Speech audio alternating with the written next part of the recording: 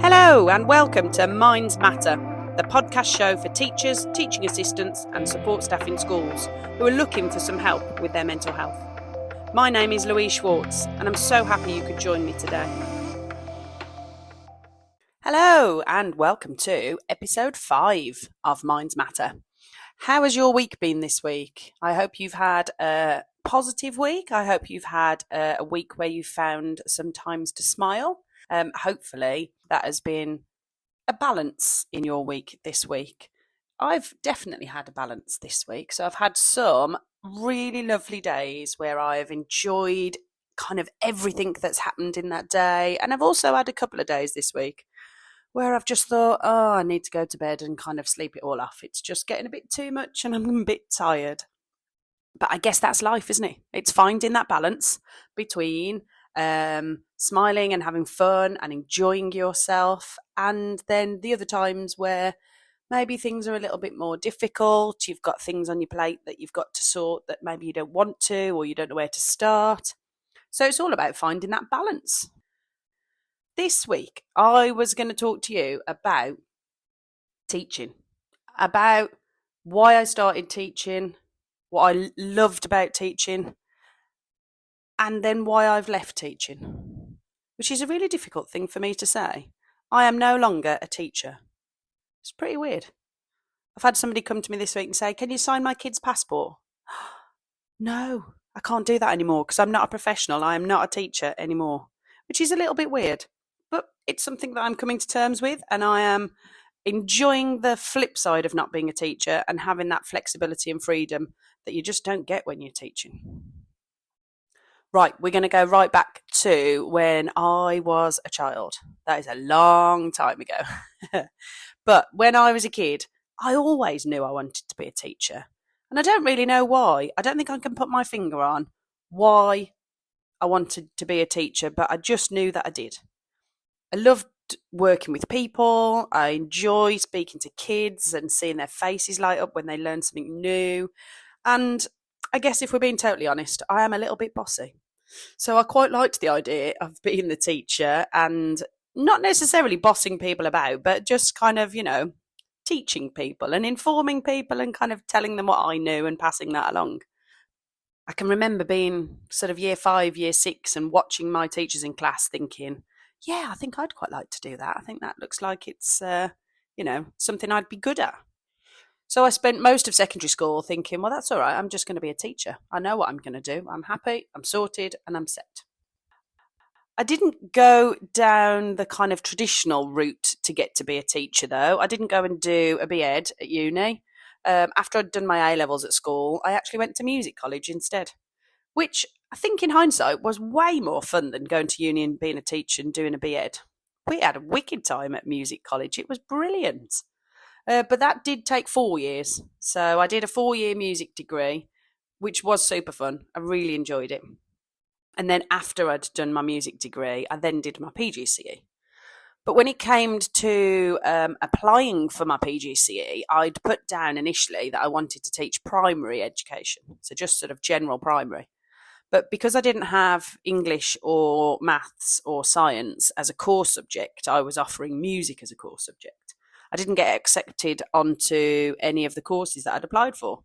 And I was absolutely gutted. I thought, well, what do I do now? Like, that wasn't in the plan, that wasn't something that I'd expected to happen. So instead of kind of taking a year out or maybe looking to apply to a different university and go somewhere else to do the PGCE, I got offered a place on the secondary music PGCE at the same uni. So I thought, right, okay, I'll do that. Can't be that much different teaching secondary. Ha, ha, ha. Those of you that teach secondary know that it is very different than teaching primary. Very, very different.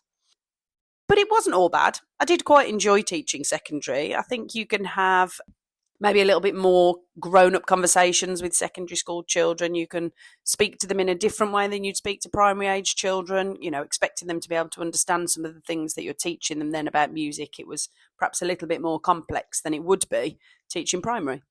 But I can't say I wholly enjoyed teaching secondary. It was very difficult, especially as a vertically challenged person. Teaching children that were taller than me and kind of towering over me and looking down at me, I thought, yeah, I don't really like this. This isn't really what I wanted to do.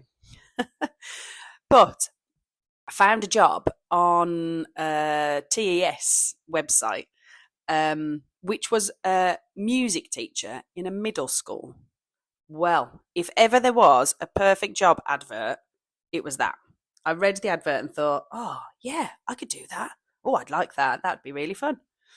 So off I went to this job interview, which actually turned into on the spot, the job's yours if you want it. They told me there and then after I'd done the interview and the look round and everything, which was brilliant. I was so chuffed. It was a beautiful school. It was a lovely staff to work with, great head, great sort of team of staff. It was awesome, and I absolutely loved it.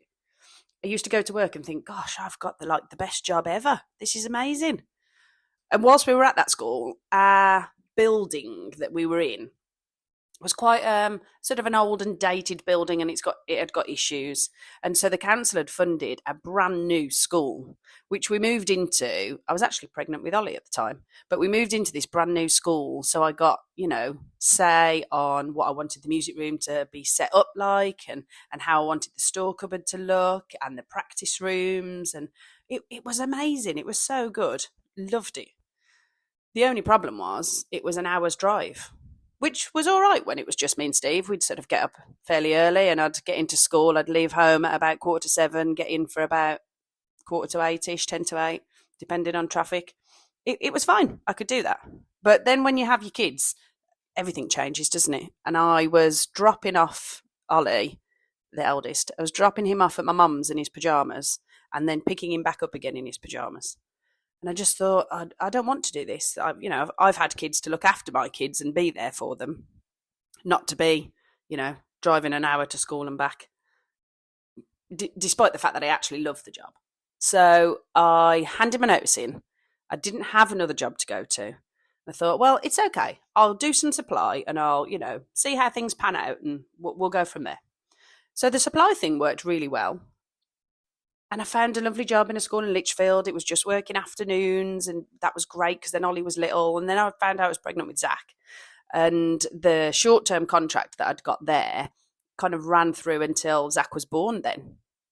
So I didn't have a job when Zach was born. I was still kind of using supply as my main source of income.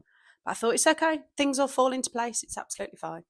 And then I got a phone call from a family friend who worked at a school and said, we're looking for a music teacher 2 days a week in a school that's 10 minutes down the road from your house. Are you interested? Yes, please. Thank you very much. Again, I felt like I'd landed in this, perfect job. I got to just go into school, teach music for 2 days, have a bit of fun, sing and, run a choir and just have fun whilst teaching and being paid for it. Was amazing. It was so good. This was in a primary school. So eventually I did get to where I was aiming to get to. It just took me a bit of a roundabout way to get there, but it had all worked out beautifully. So I was working in a primary school 2 days a week, teaching nursery right through to year 6. And they'd just come to me for sort of a half an hour music lesson and then go back to class. It was great. Loved it. And I'm not really sure what changed and how things became different, but it was kind of about 6 years ago now. So just something changed and I just thought, I'm not really enjoying this as much as I was. And I thought maybe I need to go back and do the middle school idea. So I applied for another job in a local middle school that was about 20 minutes away. I thought maybe that's going to be the thing. I'll go back to teaching that, slightly older age range and hopefully that'll be the one. But that wasn't either. I only taught there for 2 terms and I just thought, no, this is definitely not the right school. And then I moved to another school. A friend of a friend had said, we're looking for somebody just to work a couple of days a week. And can you teach French? Wow. Well, I have got a French GCSE, but teaching French was a whole different ball game. So I had to learn a little bit of French and brush up on my skills so I could teach French. But I had to go with that. It was quite fun. It was good. But I only worked there for a term and then got a phone call to go and work back at another school that I'd been at. And I thought, right, okay, yeah, things are falling back into place. I think by this point, I was losing my love of teaching because it's not just teaching anymore, is it? And this is where things were going. There was so much more paperwork to fill in, and then there was assessments that needed to be done regularly. Well, any of you that teach an art-based subject like music, or any of those types of creative subjects, an assessment is very subjective, and my assessment of a music performance could be very, very different to somebody else's assessment of that music performance. And so I always felt a little bit uncomfortable putting a number or a letter on something that just can't, I don't think you can do that. I think it was too tricky.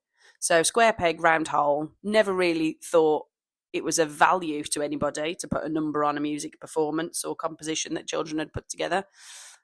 But there we go. That's what the government wanted. They wanted all these numbers and these figures and these databases and spreadsheets and all of that. And in my opinion, it wasn't necessary. So being the opinionated person I am, I sort of thought, why am I even doing this? And then I think when you start thinking those things, that was then starting to put me off teaching altogether.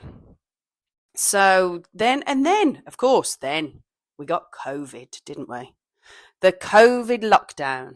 Now, I think for most people, especially teaching staff and school staff, you were either on one side of the fence with COVID where, oh my God, it was amazing, you were working from home, you weren't doing as much work because you weren't in school and it was fabulous.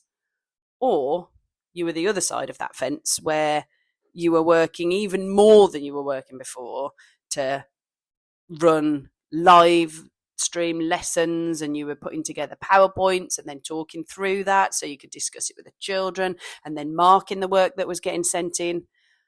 Wow. So yeah, COVID did not really do my teaching career any favours, in as much as it got harder than it got easier. And it really, maybe that was the nail in the coffin for my teaching career, COVID. That was just, nope, did not like it at all. We did have some fun in COVID. I set up a YouTube channel and thought, well, I will do some live singing assemblies from my living room. That was a laugh. It was fun. And I think that's the ultimate aim for me, is to make it fun. So that's what we did. And it was really good for a lot of the children I taught. It was just fun. But I think fun is getting sucked out of schools more and more and more now, isn't it? And I think that's maybe where my love of teaching has disappeared, because that fun isn't there anymore.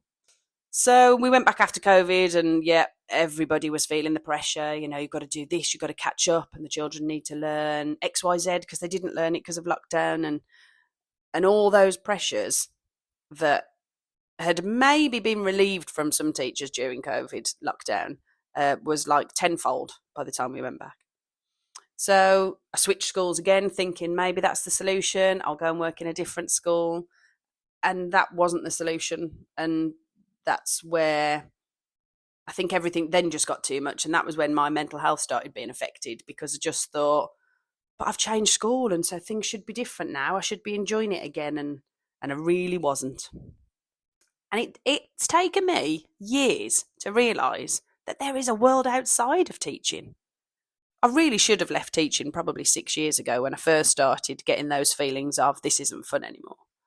But I think it was too scary to hand my notice in as a teacher and say, I'm done with that, and then go and find something else to do. Because what else can you do? If you're a teacher, aren't you? What else in the world could you possibly do if you leave teaching? Well, do you know what? You would be surprised how many different job roles teachers are amazing at. Honestly, I think teachers could walk into any job and go, yeah, I could do that. Yeah. Most jobs, maybe not all jobs. I'm not sure a teacher could go in and perform surgery or, any of those kind of skilled jobs.